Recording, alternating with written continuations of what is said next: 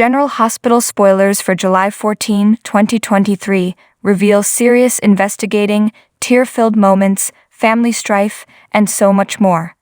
You won't want to miss a moment of this intense new episode. Dante, Dominic Zamprogna, has been worried about what is going on in Sunny's Maurice Bernard organization for weeks and learned his fears may have been completely justified when someone took aim at the Metro Court pool. Curtis, Donald Turner, might have been the one who was hit, but Anna, Finola Hughes, and Sunny know that one of them was the target. Or was it both of them?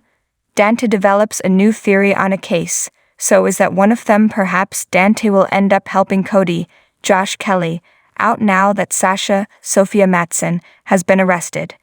Mac, John J. York, makes a confession to Sam, Kelly Monaco, and it could be about the fact that he has surveillance at the Savoy to see what Selena Wu, Lydia Look, is really up to. If Sam and Dante put their heads together, will they learn what Cody is hiding, and that it all has to do with Sasha Glady's Bonnie Burrows, is the mother-in-law from hell who wants to care about her daughter-in-law, but not if it gets in the way of her gambling. To that end, she has Sasha's new psychiatrist prescribing her something to make her look unable to care for herself again. It's all to get out of her debt to Selena Wu. When Gladys runs some more interference, is it to make sure Cody doesn't find out what she's doing before she can bleed Sasha dry? Was touch and go in surgery for Curtis, but Taj Bello, stepped in to help, and now things are rough for Curtis, but he is still with us to live another day. When Trina, Tabiana Ali, learns Curtis's fate, she becomes emotional because she doesn't realize how attached she has grown to her newly found biological father. Christina thought she was doing the right thing when she suggested she become Molly's Holiday Mia Kriebel surrogate, but after Alexis, Nancy Lee Gran, and Sam, Kelly Monaco, talked her out of it, she was glad she didn't actually offer it to Molly. She has no idea Molly overheard, so is her sister the one giving Christina the cold shoulder on Friday. Today on General Hospital, Anna and Sunny discuss their life choices, Finn and Liz decide to try again, and Curtis is taken into surgery. At the pool, Anna can't stop thinking about Curtis given she or Sunny was the target. Nana arrives and sees the crime scene tape, and Sunny admits to her something happened. They tell her that Curtis was shot, and he's been taken to the hospital. Stunned, Nina asks who would shoot Curtis. Anna says someone else may have been the target. Nina asks if it was Sunny, and did they try and finish what they started. Anna looks at Sunny, and he says there is no reason to think he was the target. Anna says it could have been her now that her past is out. Sunny gets a call from Dex from the hospital with an update on Curtis, and Dex says with his battle experience, it feels like the odds are stacked against Curtis. Sunny asks him to stick close to Joss and let him know if anything changes. Sunny relays the news to Anna and Nana that Curtis is being taken to surgery, and that it's touch and go. He asks Frank to take Nana to the hospital. After Nina is gone, Anna asks Sunny about what Nina said before, someone finishing what they started. She asks if he's on someone's hit list. He says she knows the rules, they don't ask and don't tell, and he won't ask her who could be after her. Anna says every moment of their lives has brought them to this point, and they always have to watch their backs. Sunny asks if she could start over, and if would she do things differently. Anna admits she's not sure, would he?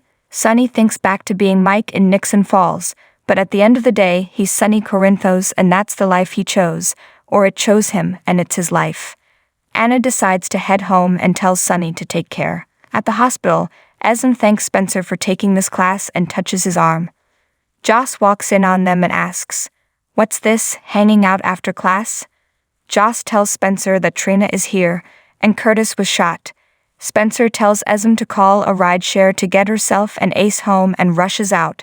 Esm goes to leave, but Joss stops her saying they need to have a chat. Joss tells Esma she's on to her. Esm asks what that means. Joss saw that tender little moment with Spencer, and Esm says that was just her thanking Spencer for coming to this class.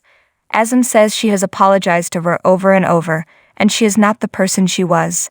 Joss screams that's not good enough, she took things from her and hasn't paid. Esm doesn't know what she can do for her, and Joss says she should turn herself in. The doctor tells Portia and Trina he's called in the neurosurgeon and leaves them. Trina worries Curtis could be paralyzed, and Portia admits there is a risk of that. The doctor returns and Portia asks him to do everything he can to save Curtis' life, no matter the risk. He promises to do everything they can. Trina can't believe she just found out Curtis is her father only to possibly lose him. Portia says nobody said she would lose him, and they need to hold out hope and believe he will make it. Spencer arrives and embraces Trina. In the park, Finn tells Liz she did great tonight, and Epiphany would have been proud of her. Liz says they kept Curtis alive together. Liz says they teach you in nurses' school life is fragile, and Finn says medical school teaches you to put up a shield. However, when it's your friend, it makes you realize not to waste a single moment. Finn thinks tonight is a reminder of how precious life is, and none of them are promised another sunset or sunrise. He just feels if they don't take this chance, they may not get another one. She asks if he thinks they can make it work. He feels all they can do is try, and they kiss. She says she should get home to the boys, and Finn knows Violet is probably waiting for him to read her story. He asks if he could take her out tomorrow. She says they could stay in, and she could cook him lasagna. He is sure anything she makes will be amazing, so she says she'll surprise him. Marshall and Stella have dinner at the bistro. Marshall says it's been a long time since they had a night out, just the two of them. Stella says the only thing that would make it better is if Iron was here. Stella asks about him, as she knows what losing Epiphany meant to him. Marshall reflects on the last time he saw Epiphany, and she gave him a kiss goodbye. He admits he has talked to a therapist about Epiphany, and Stella is proud of him. He reveals they also talked about his diagnosis, and it is almost certain he was misdiagnosed. Stella asks if the doctor knows what was wrong with him. He says they can't know without the original file, but he has his suspicions about what's in it. Suddenly, Stella's phone rings and it's Portia. Portia has been trying to get a hold of Marshall, and she says Curtis has been shot and they are about to take him to surgery. Stella is stunned and tells Marshall they have to go. Back at the hospital, Portia, Trina and Spencer see Curtis before he's taken up to surgery. The doctor promises to do everything they can. Spencer sits Trina down and tells her she needs to stay positive. He says she and Curtis are cut from the same cloth, and she was so strong on the haunted star, and that had to have come from Curtis. Trina cries even when she feared they wouldn't make it. She knew Curtis was fighting for them. He says now she has to fight for him. Stella and Marshall arrive and learn Curtis is in surgery. Stella sobs she wanted the chance to see and tell Curtis how much she loves him. Portia tells her that he knows. Back in the classroom, Esme swears that all Spencer is to her is Ace's brother and someone who is helping her take care of him. She insists she is not the old Esme. Joss says she is still abrasive and wonders what psychopath she inherited that from, Ryan or Heather.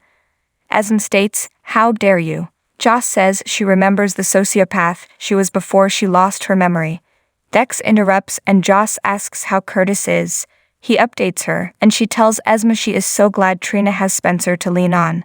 Esme asks Dex to tell Trina she's thinking of her and her dad and leaves. Dex asks what that was about, and Joss says she thinks she just caught a glimpse of the real Esme. Dex asks if she thinks Esme is pretending to have amnesia. Joss doesn't know, but she is more convinced than ever the jealous and spiteful Esme is still inside and waiting to come out. In the waiting area, Stella talks to Trina and wants her to think good thoughts and to know this is just the start of her journey with Curtis. Meanwhile, Marshall tells Portia she doesn't have to be Dr. Robinson right now, and she is part of their family. Nana arrives and she tells Portia how sorry she is. Portia says she knows Curtis, and he won't go out without a fight. Asm steps off the elevator and tells Trina she just heard about her father, and she tells her how sorry she is. She says Joss told her and Spencer after their parenting class, and she and Spencer are so devastated for her. Spencer thought Esme was headed home to Ace, and she says she is and asks if she should say anything to Ace for him. Spencer says he'll be home when he can. Esme promises to say a prayer for Trina's dad and walks out, but turns to look back at Spencer comforting Trina. Meanwhile, Nina encourages Portia and says nobody loves his life as much as Curtis loves his. Marshall and Stella listen in as she tells them how Curtis recently told her how much he loves running that club, and he loves it when his family is there, all of them. Marshall is still kicking himself over all the years he wasted staying away. Elsewhere, Trina tells Spencer she wishes she had Stella's faith. He says she can at least trust he's not going anywhere.